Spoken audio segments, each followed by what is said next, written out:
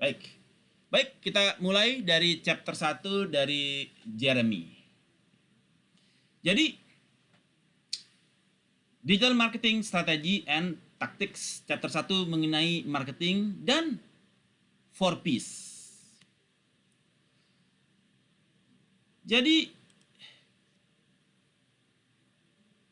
kegiatan digital marketing atau online marketing. Why do we care? Why do we care? Kenapa kita penting banget sih kita ngebahas digital marketing ini? Kenapa ya? Kenapa nggak pakai marketing biasa aja? Jadi terjadi growing yang luar biasa untuk digital marketing, di mana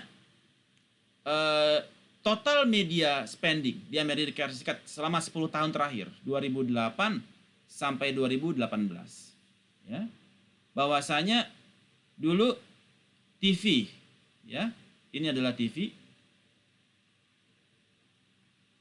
paling besar, sekitar 80 dolar, 80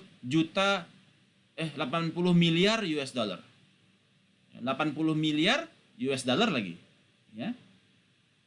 Jadi semua mengalami tren penurunan. Printing mengalami penurunan, radio penurunan, outdoor penurunan, direktoris penurunan. Hanya TV dan digital yang mengalami peningkatan. Di tahun 2008, digital baru 24 billion US dollar. Sedangkan TV 64. Ya. Selama 10 tahun terakhir, digital melakukan peningkatan yang luar biasa. Di mana di tahun 2018 mereka ketemu nih, sama-sama 80 miliar US dollar. Ya, mereka jadi orang lebih spending di YouTube, spending di Instagram, spending di digital channel, ya. Nah, sehingga ini tentu menjadi perhatian, apalagi di tahun 2019, 2020, 2021 dengan kondisi COVID-19, digital mengalami peningkatan yang eksponensial lagi. Mungkin dia udah break, ya, luar biasa nih. Mungkin udah begini nih grafiknya, ya. Sementara TV mungkin masih progresnya masih, growth-nya masih stabil gitu, ya. Sedangkan digital mengalami peningkatan yang eksponensial. Ada 15 most popular websites di tahun 2016. Yang pertama adalah Google, ya. Facebook, YouTube, Yahoo, Amazon, Wikipedia, Twitter, Bing, eBay, MSN, Microsoft, LinkedIn, Pinterest, ASK, WordPress. Ya, ini adalah most popular websites di dunia, ya. Nah, websites yang mana ini mereka mendapatkan siraman yang cukup besar dari digital spending. Orang spend more in Google, spend more in Facebook. Ya, apalagi Facebook kemudian membeli, apa yang dibeli Facebook? Membeli Instagram, membeli WhatsApp, membeli teknologi-teknologi yang terbaru, facial recognition, face recognition dari perusahaan di Israel, face recognition technology company. Sehingga sekarang kalau kita di Facebook atau di Instagram, kita foto, kemudian Facebook kirim message, apakah Anda ada di foto ini yang dikirim oleh Nadia Hutagalung. Nah, seperti itu, ya. Jadi ada face recognition. Nah, budget banyak tersiram ke digital seperti website ini. Now digital is changing everything. Ya, Socialnomics di tahun 2018. Ya. We don't have a choice. Our only choice is to digitally transform. Ya. The choice is how well we do it. Jadi saat ini apalagi dengan kondisi COVID, digital transformation is a must, ya. Kalau Anda nggak transform ke digital, you are going into bankruptcy. Because people is now switching their mind, shifting their mind from offline to online because of external environment, yaitu COVID-19. Yeah. So if you do not transform, the question is not are you going to transform? No, the choice is how well you do the digital transformation. So digital is different. So it is continuously grow exponentially, exponential, and then become exponential and even more exponential.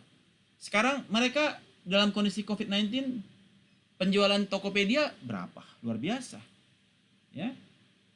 Kemudian Bukalapak gimana? Luar biasa. Mereka lah bisnis yang betul-betul mendapatkan positif externalities dengan adanya COVID. Digital wallet. Dan it is also very effective. Karena apa?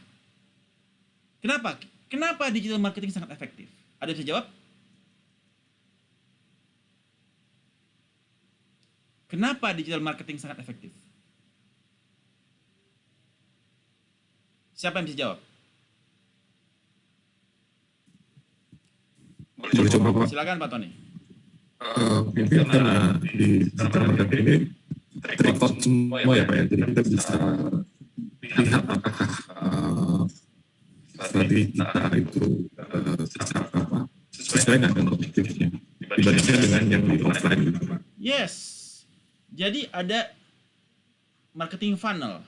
Apabila Anda memilih segmen yang benar, maka conversionnya semakin baik, ya kan? Segmennya Anda targetnya yang benar, conversionnya bagus. Online value propositionnya sesuai. Jadi you need to make sure that you do it right from beginning.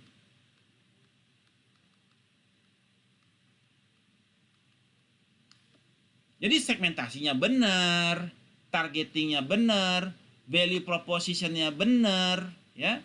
Kemudian strategi yang Anda gunakan untuk menggunakan websitenya benar, Android mobile-nya benar, sehingga digital marketing yang Anda bangun menjadi betul-betul efektif. Dan digital marketing is dynamic. Apa yang dimaksud dengan dynamics? Bahwasanya dia mengikuti perkembangan zaman. Dulu kita pikirnya digital marketing adalah untuk meningkatkan traffic only, supaya penjualannya tinggi. Ternyata udah salah. Ternyata yang paling penting sekarang adalah selain segmennya benar, juga adalah engagement-nya yang dinaikkan. Bagaimana? Karena mereka yang aware dengan Anda ada AIDA ya. Yang aware dengan Anda punya produk, kemudian dia interest, dia desire, dia acquire, membeli.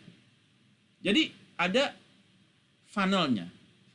Semakin banyak yang aware, yang interest, yang desire, yang dia beli. Jadi, nah, bagaimana membuat dia dari aware menjadi interest dan desire? Bagaimana Anda tahu? Berdasarkan engagement-nya. Ketika dia likes, comment, and share, maka dia mulai interest. Ketika dia mulai desire, dia mulai tunggu-tunggu lagi ada program diskon, campaign. Dan ketika dapat program campaign, dia langsung acquire, beli Anda punya produk. Ya, so itu menjadi funneling kepada digital marketing. Dan digital continues to grow. Large growing market. Dulu Kita hanya tahu kalau kita jualan toko, artinya kita jualan hanya kepada toko kita di mall, Jadi segmen kita hanya kepada populasi yang ada di mall.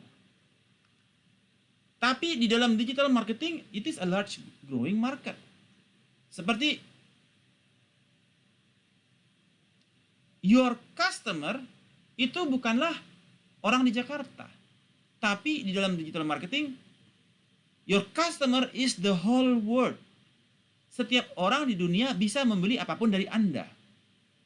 Anda tinggal taruh di mana? Di marketplace. Ya, dari marketplace Anda semua orang bisa beli kan? Taruh di Amazon, taruh di eBay, Anda bisa belanja. Ya. Dari Anda punya Android platform, mobile platform, bisa belanja. Andromo, jadi kita bisa pakai Andromo membuatnya ya. Andromo. Anda bisa bikin website. Orang bisa purchase your product or purchase your service. So it is a large growing market. Different channel itu juga dia menyasar kepada unique targeting. Ya. Sekarang kalau Anda menyasar kepada, sekarang channel ada Facebook, Instagram, TikTok. Kalau Anda menyasar kepada orang usia 50 tahun ke atas, Anda jualan pakai apa? Facebook, Instagram, apa TikTok? Ini nggak ada yang jawab ini. Facebook, Pak. Facebook, oke. Ya, kalau ada 50 ke atas, Facebook. Kalau Anda jual ke 30 tahun ke atas, 30 sampai 40, Anda jual kemana? Instagram, Pak.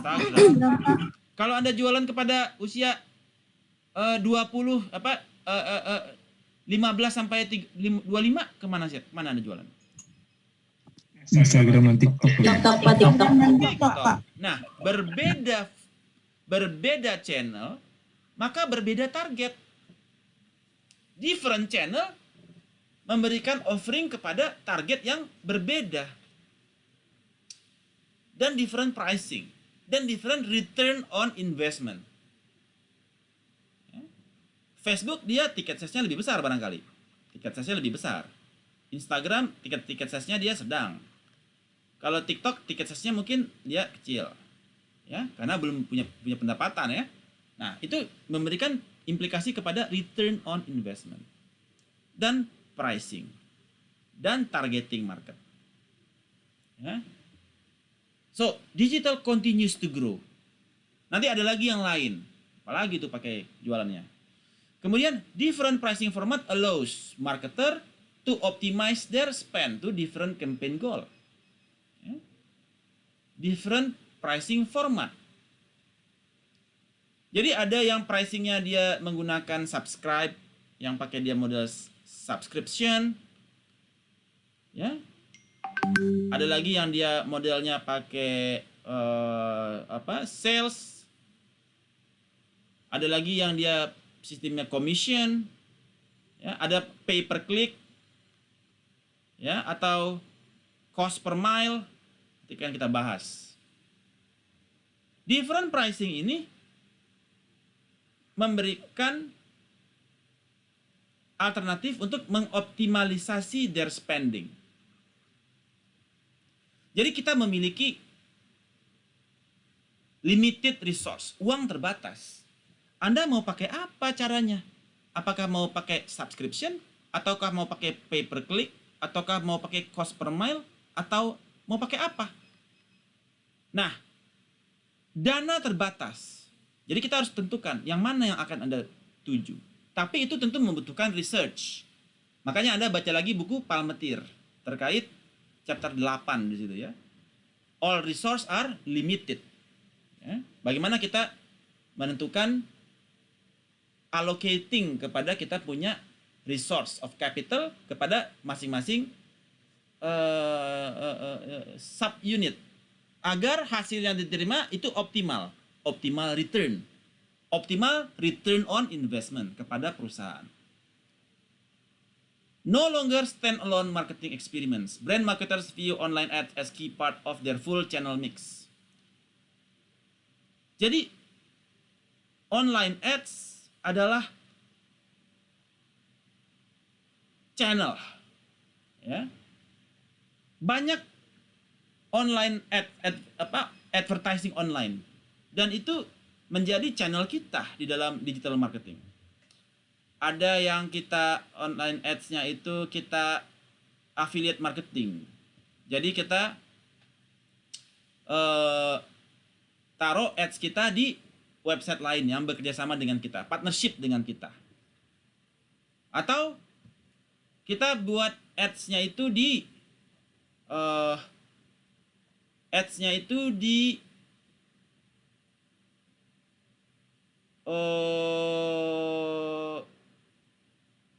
programming ads. Jadi ketika seseorang itu masuk ke website kita, kemudian dia lihat barang, dia klik barang tapi nggak jadi beli, kita bisa follow itu orang. Misalkan dia pindah ke website lain, di website lain itu ads kita muncul ke dia, mengatakan, "Woi, balik dong, ini barangnya murah loh." Nah, itu programmatic ads. Kemudian, kok gua udah pindah web, ini masih muncul di barang, dia pindah ke website lain, kita ikutin lagi, ads kita muncul lagi di Traveloka. Ketika dia lihat, "Hai, barang gue lagi murah nih, lagi diskon." Loh, kok muncul lagi? Jadi kita bisa follow orang-orang yang IP address-nya pernah mampir ke website kita. Itu disebut dengan programmatic ads. Nah, itu salah satu kemampuan yang growing capacity yang dimiliki oleh digital marketing. Ya. So far so good. Any questions? Araso?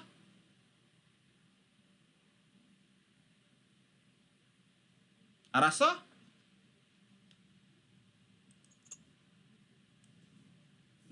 Ini pada hening senyap, ngerti apa enggak ya? Sarangi. Oke, udah ada jawabannya, sarangi. Oke, ini adalah digital ad spend, ya. Jadi total spending untuk digital. Dan digital dari secara growth by channel juga mengalami peningkatan. Jadi kita lihat dari email marketing mengalami peningkatan 8%, growth-nya, sosial media 18%, display advertising 13%, dari 2018 ke 2019. 10%, 12%. Ya. Semua mengalami peningkatan spending semua channel, baik dari email marketing, social media marketing, display ads, search advertising, Google Ads, dan sebagainya.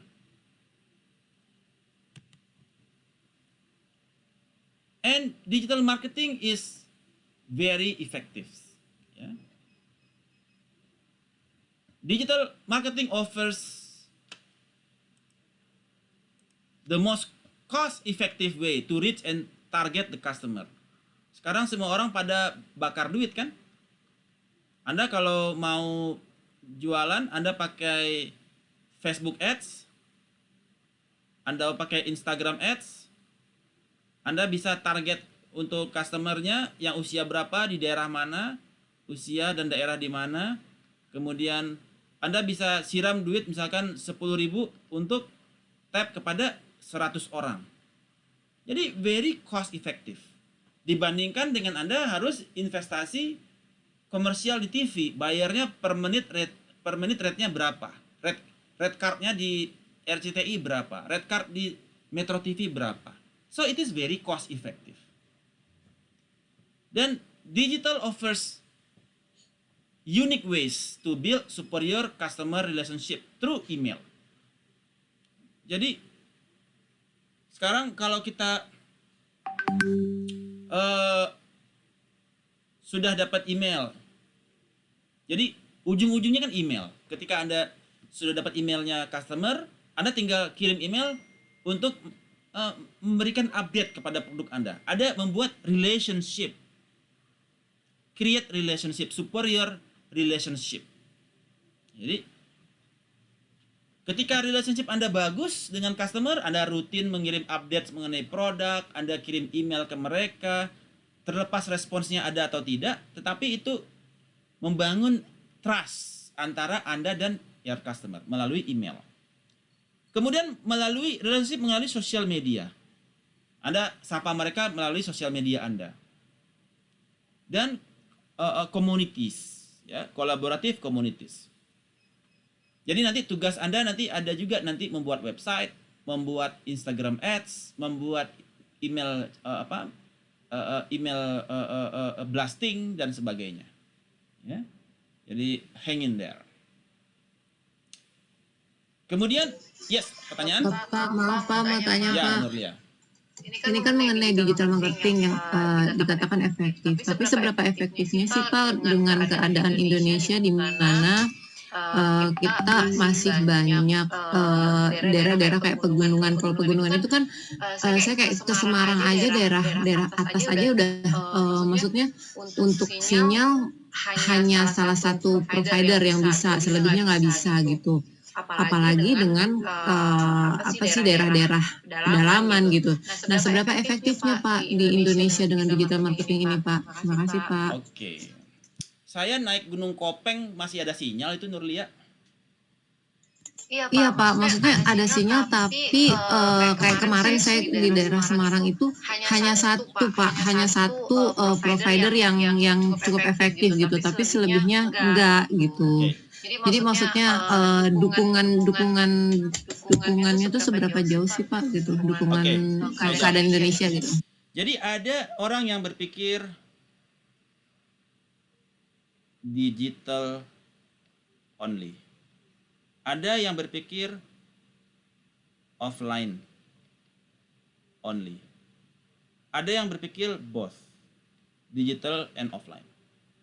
Digital only adalah orang-orang dengan transaksi di atas 80%-nya menggunakan digital. Offline only yang 80%-nya dia brick and mortar. Jadi toko, ya, brick and mortar, batu bata. Jadi dia belanjanya ke toko. Both yang dia ya 50-50 lah.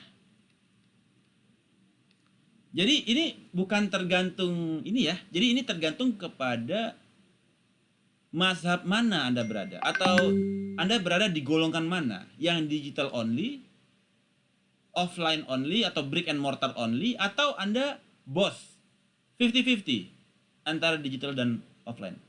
Anda di mana, Nurlia?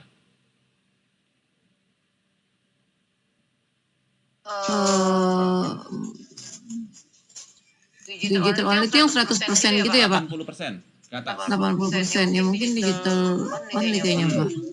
Jadi nature will find its way. Nature will find its way. Alam akan mencari jalannya sendiri. Bagi mereka yang digital only people, sinyal nggak ada, dia cari sinyal. Kemana ya sinyal yang bagus ya? Provider mana yang kuat ya? Karena gua digital only. Gua harus, karena penduduk Indonesia mereka rata-rata 8 jam sehari online. Penduduk dunia rata-rata 6 jam sehari online. Jadi kita di atas rata-rata penduduk dunia online. Jadi lu kalau nggak online nggak hidup di sini. Jadi kita belajarnya online, kerjaannya Netflix, kalau ngapa-ngapain nonton YouTube, ya. Komunikasi juga online, WhatsApp-nya WhatsApp call, nggak lagi pakai telepon, semua online. Itu, dan dia terkoneksi 8 jam sehari rata-rata. Orang Indonesia 30% lebih tinggi daripada rata-rata dunia. Jadi, dan penduduk Indonesia itu yang sudah online, koneksi dengan online itu juga growth-nya paling tinggi di dunia. Orang Indonesia itu growth ke digitalnya tertinggi di dunia, nomor 1 perkembangannya. Jadi Anda bisa bayangkan tren ke depannya seperti apa. Saya rasa itu menjawab, Nurlia. Baik Pak. Jadi maksudnya saya juga ingin mulai pendekatan kayak dukungan pemerintah gitu loh Pak. Maksudnya apakah pemerintah sudah bisa memberikan fasilitas untuk Nah, itu mendukung kontrolnya bukan di kita. Itu kontrolnya di pemerintah. Jadi, tetapi secara growth Indonesia nomor 1 di dunia. Itu sudah menggambarkan sesuatu kan? Berarti memang efektif gitu ya Pak ya? Yes. Sekarang, Walaupun dengan adanya dulu hambatan-hambatan saya offline only, Nurlia. Oh, oke Pak. Jadi satu rule pertama, all customer differ. Baca di Palmatir ya. Yang kedua, all customer change. Jadi jangan Anda kira orang-orang yang sekarang yang dia offline, besok dia nggak online. People change. Hari ini Anda cinta, besok Anda benci. Betul nggak? Iya Pak. Ya, people change. Ya. Nah, jadi pertanyaannya adalah life stage-nya di mana? Life cycle-nya di mana ketika orang itu akan shifting their mind kepada digital only. Itu tinggal tunggu waktu. Ya kan? Dengan kondisi Covid, rata-rata orang digital only kan? Most likely. Nah, ini itu yang menyebabkan digital marketing is very effective. Di mana digital also allow kepada optimization dan improvement on ongoing basis. Ada improvement. Apa improvementnya? Dulu kita targeting untuk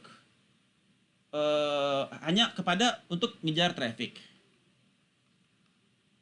Kemudian kita sekarang segmentasi kita udah bikin. Di segmen ini para traveler orangnya juga mulai berubah, change dari yang mulainya dia belanjanya offline ke online. Ya, dan algoritma yang dibangun di digital marketing bisa tracing kepada mereka. Apakah dia life stage-nya sudah berubah atau belum? Dia bisa melakukan analisa perubahan terhadap manusia.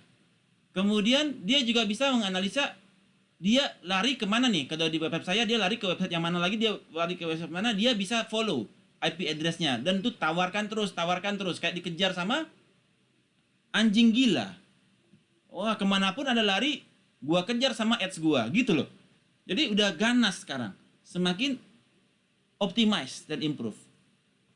Jadi teknologi berkembang, teknologi change, people also change. So it makes the digital marketing very effective. Rasa? Kapish?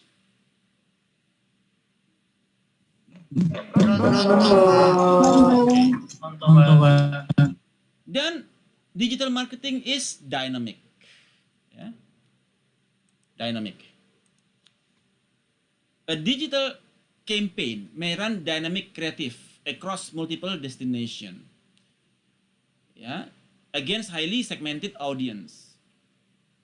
Jadi ketika kita ada clustering, ada segments, per masing-masing segments ini berbeda-beda penawarannya.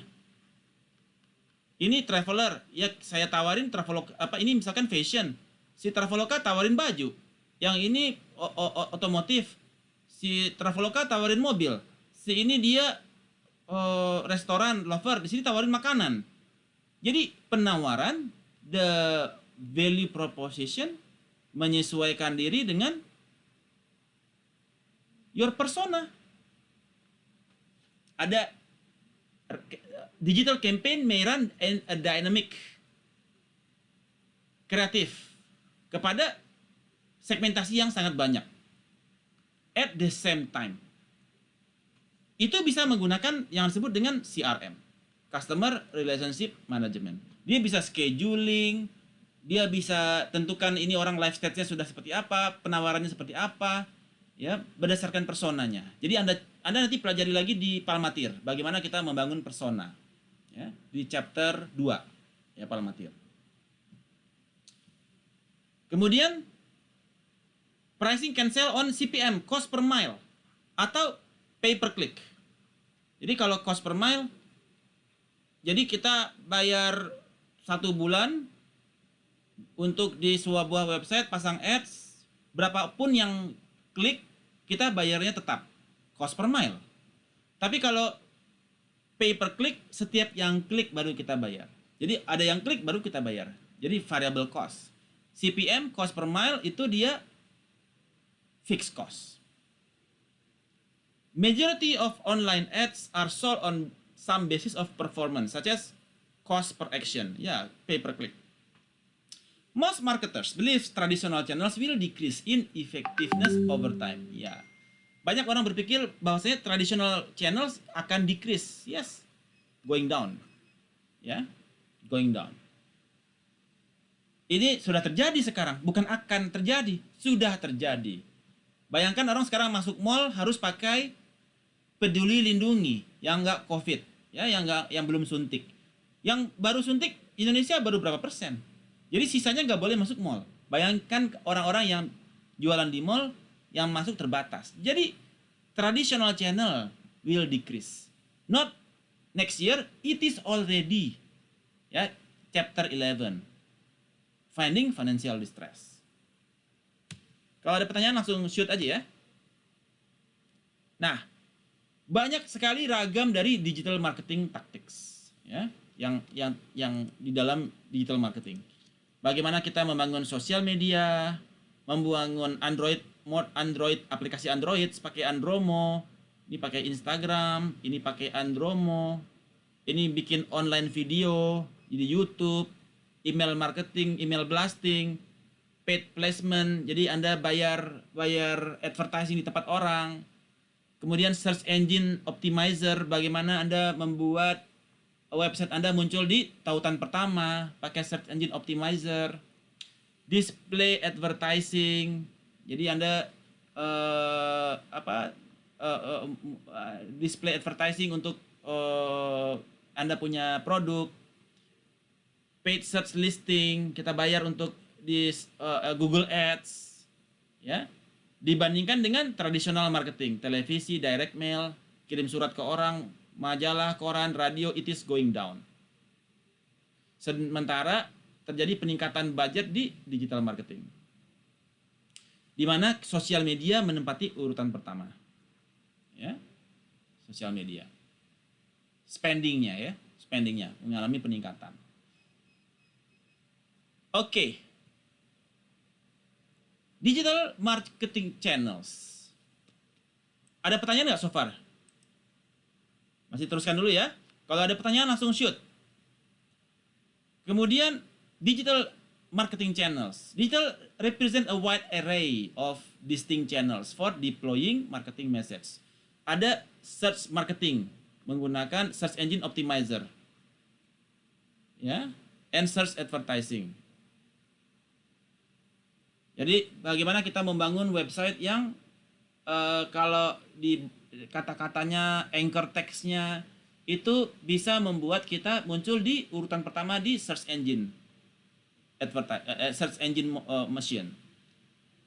Kemudian digital marketing channel lain adalah display ads, taruh di YouTube segala macam, social advertising, including advertising, community and content strategy. Bagaimana kita membangun konten yang sesuai, because content is the king in the social advertising. Email marketing untuk mengakuisisi, ekspansi dan retention menggunakan email marketing dan meningkatkan loyalty. Tokopedia, datanya bocor berapa kemarin? 70 juta ya. Masih ingat nggak? 72 juta email address. Kalau Anda punya data 72 juta email address, Anda bikin email blasting. Jualan Anda punya produk, kira-kira sebulan 5 produk laku nggak? Laku nggak kira-kira? Harusnya laku, Pak. 5 dari 70 juta. Nah, jadi memiliki data Tokopedia is a must. Kita harus punya itu data itu. 300.000. Jadi Anda bisa email blasting kepada mereka semua untuk jualin Anda punya produk. Anda punya produk apa misalkan? Les SD misalkan, atau les matematika, tinggal email blasting 72 juta orang, masa Sabtu nggak ada yang bales sih, kan gitu. Nah, so this is all the channels, dan juga mobile apps, karena sekarang kita sudah bisa bangun pakai Andromo. Nanti tugas Anda juga bikin mobile apps ya. Email marketing pakai Mailchimp. Ada tugasnya nanti pakai Mailchimp. Ya. Kemudian search engine optimizer, Anda nanti bikin website. Bagaimana website Anda bisa muncul di urutan pertama? Maka Anda perlu melakukan search engine optimizer. Ini nanti ada tugasnya, assignment Anda untuk membuat search engine optimizer kepada website yang Anda buat. Pakai apa? Pakai ya site 123, simplesite.com, pakai Wix. Ya, sebentar sehari jadi websitenya, langsung publish. Oke, nanti ada waktunya. Nah, kemudian bagaimana digital marketing ini on top of 4Ps? Traditional marketing 4P. Ada product, price, placement, and promotion. 4P, product. Jadi 4Ps has been transformed by digital. Ya. Bahwasanya the nature of a brand can do for consumer has been transformed by digital technology. Bagaimana brand can do for consumer has transformed by digital technology. Sekarang ketika Anda menawarkan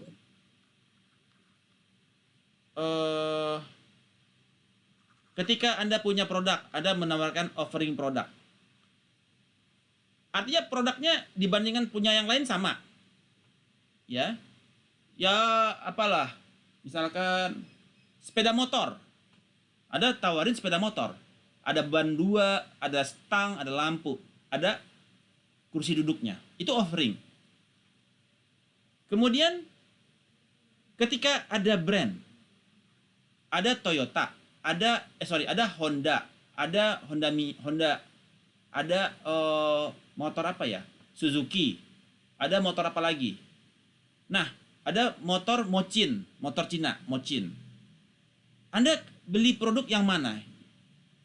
Anda bersedia beli yang mahal yang mana? Honda apa Mochin? Mana yang Anda bersedia bayar mahal? Honda apa Mochin? Sama-sama motor Matic ya? Anda yang bisa jawab? Honda, Pak. Kalau saya Honda, Pak. Yes, Honda, Pak. pasti Honda. Honda, Nah, ada brand. Sekarang brand ini has been transformed by digital technology. Ya. Brand itu oke, ternyata bagaimana digital teknologi juga membangun brand Anda, bahwasanya Anda digital savvy, apa? Misalkan Anda punya aplikasi, bisa pilih bisa ordernya lewat apps, pilih warnanya lewat apps, ya, dan segala sesuatunya lewat teknologi. Itu membuat produk Anda lebih relevan dengan customer, more relevant with the current situation. Price transparency is transformational in some categories. Ya, price transparency. Ya, dengan adanya digital marketing juga harga juga lebih murah karena dia nggak perlu spending di komersial yang mahal. Jadi bisa cost down kalau kita menggunakan digital marketing. Placement, ya. Jadi menempatkan dia di sosial media, di mobile apps, di e-commerce, itu juga memberikan tempat. Ya, bisa menggunakan placementnya di IG, placementnya di YouTube, placementnya di TikTok, placementnya di apps. So itu memberikan mentransform placement dari sebelumnya di toko, di gedung, berubah menjadi digital placement. Produk juga menjadi digital produk. Karena kita nggak lihat barang kan, kita nggak pegang barang, kita lihat foto. Artinya ada digital produk yang kita lihat. Loh, Anda nggak ke toko, Anda cuma ngelihat produk, beli sepatu, cuma lihat sepatunya di marketplace, kok Anda beli? Ada digital product di sana. Promotion, not just the brand promote has changed, but how they do it. Kalau kemarin kita jualan brand taruhnya dipajang di pinggir jalan pakai banner gitu ya, atau dibikin spanduk gitu. Sekarang kita cukup lewat Instagram Ads, ya, bakar duit. Nah, itu untuk meningkatkan awareness kepada kita punya produk misalkan. So, the way they promote is now changing. Dari sebelumnya lewat radio, lewat TV, lewat banner, lewat spanduk, berubah menjadi Instagram Ads. So, 4Ps has been transformed digitally. So far so good, kapish? Belum tahu, Pak. Okay. Any questions? So far so good ya? Alright. Contoh impact on product. Nah, jadi Apple ya. Apple create a product with digitally delivered service to bolster value proposition to its customer. Ya. Digitally delivered service. Dan dia juga personalized products, enabling mass customized cheaply. Jadi bagaimana dia personalized products? Jadi kalau kita order yang warna pink, warna merah, warna kuning gitu ya, that can be also personalized. Kemudian developing product for niche audience using the long tail distribution. Jadi ada long tail distribution. Long tail. Long tail, jadi kalau misalkan di sini ini misalkan mobil. Nah, di Google Search yang nyari kata-kata mobil banyak. Tapi begitu di sini yang long tail ke sini mobil Ford Everest 4x4 manual. Nah, itu dia menjadi niche audience. Karena semakin spesifik ya. Semakin spesifik. Nah, sekarang orang semakin menuju kepada semakin niche. Distributionnya lebih kepada long tail. Yang distribution opportunities lebih kepada long tail. Jadi dia niche audience. Seperti juga dengan clustering. Orang sekarang clusteringnya itu dia pecah lagi menjadi beberapa cluster. Yang ini dipecah lagi jadi beberapa cluster. Jadi menjadi dapat niche audience. Yang lebih spesifik. Semua orang berebut kepada more itu specific audience. Ya. Dan juga Apple involve customer in product development and design. Bagaimana sekarang sih kalau saya mau lihat yang ini si traveler, dia sukanya handphone kayak gimana sih? Diundang FGD. Oke, Anda sukanya handphone kayak gimana? Oh, yang bulat atau yang kotak atau yang segitiga. Nah, itu mereka diundang untuk membangun product development-nya. So, this is the impact. Bagaimana Apple connection with the customer impacting the product. Nike juga begitu. Lego juga begitu. Nah, ini yang dimaksud dengan long tail yang tadi saya jelaskan. Bahwasanya ada head, ada long tail. Head ini misalkan motor. Nah, di sini motor CB tahun 76 misalkan. Atau motor Vespa tahun 75 gitu. Nah, itu adalah long tail-nya, niche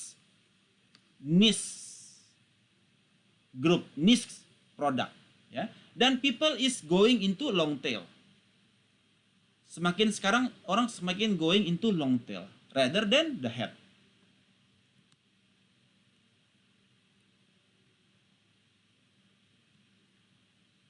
People is leveraging the long tail now. Ya.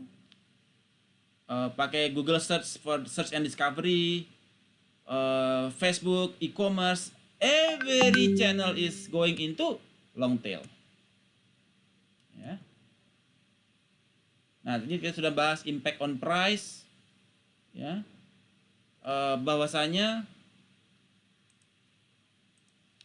traditional business dibandingkan dengan digital business, information yang dimiliki oleh digital business dia lebih kepada simetri. People can easily get access to information. Sementara di asimetri, di traditional bisnis, middleman is everywhere. Calo di mana-mana. Sehingga harga bisa jadi mahal.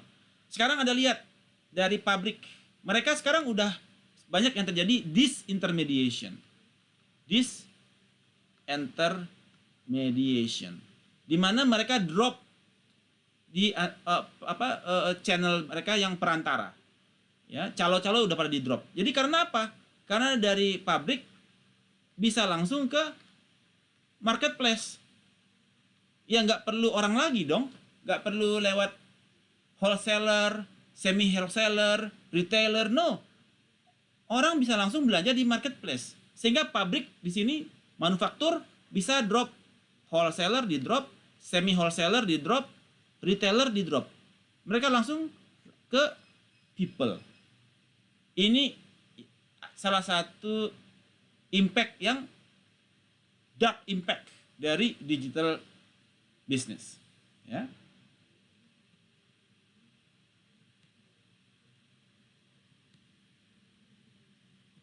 Kemudian impact on placement. Ya. New sales channels, not only websites. Ya.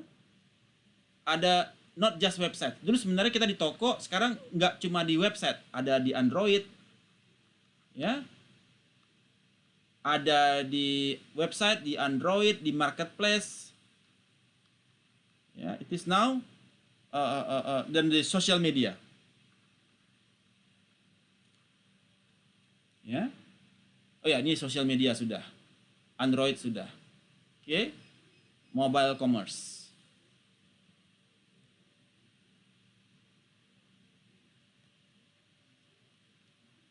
Dan yang tadi saya terangkan, terjadi disintermediation di pada placement. Di mana sebelumnya yang all ada agent. Sekarang new models udah nggak ada lagi dari brand langsung ke consumer. Karena dia langsung drop para agent. Ya. Jadi Zara bisa langsung jualan di marketplace. Kenapa harus lewat toko gitu kan? Dia bisa langsung jual. So, ada wilayah di mana people go into Zara directly, not through the agent. Impact on promotion, ya. Karena kita huge marketing channel, ya. Ada explosion on media choices. Banyak sekali media choices. Dibandingkan dengan kita tradisional promotion TV, radio, so kita bisa promote melalui Instagram, ya, explosion of media choice, IG bisa, Facebook bisa, TikTok bisa, ya, and targetable, targetnya juga sangat banyak.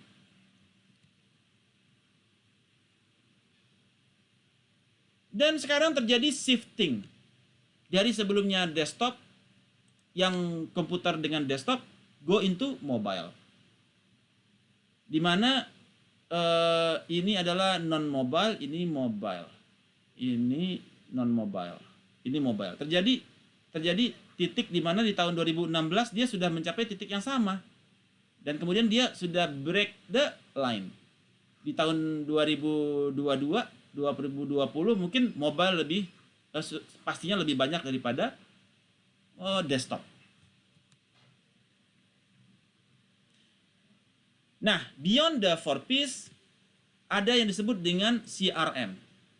Di mana CRM disebut dengan Customer Relationship Management.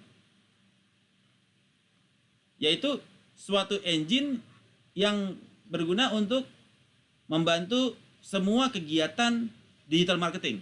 Jadi kita bisa scheduling di sana, scheduling untuk jadwal campaign, kemudian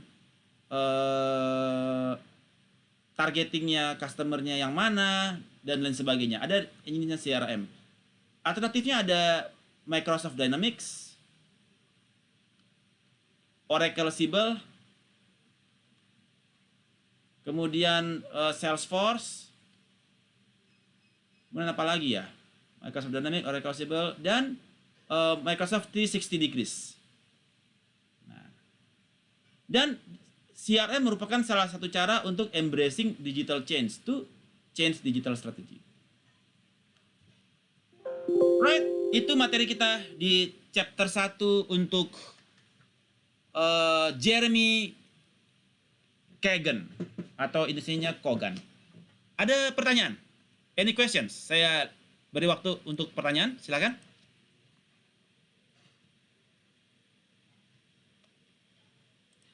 Tidak ada pertanyaan? Mau nanya, Pak. Silakan.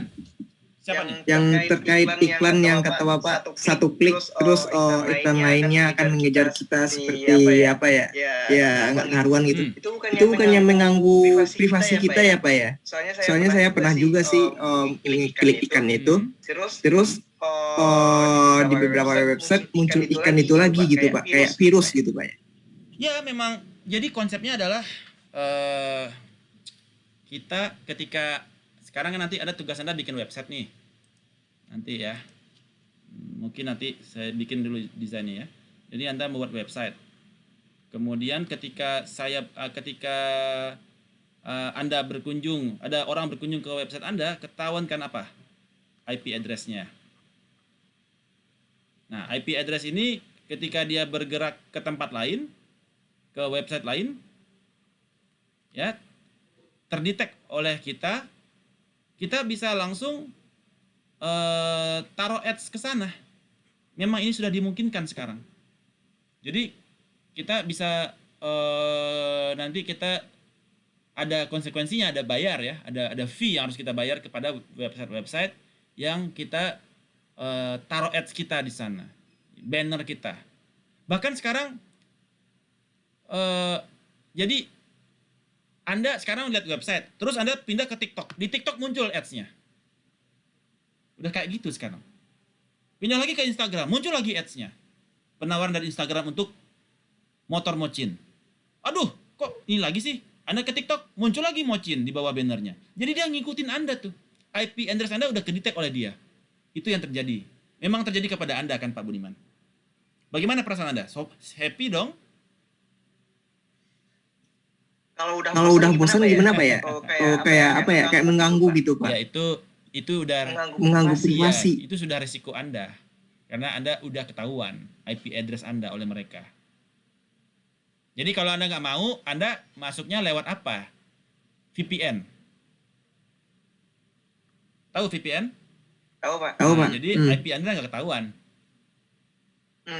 Gitu cara amannya salah satunya Pak ya? Iya. Oke, Pak. Kasih Pak. Pertanyaan lagi yang lain? Alright. Tidak ada pertanyaan? Oke, kita lanjutkan ke chapter 2.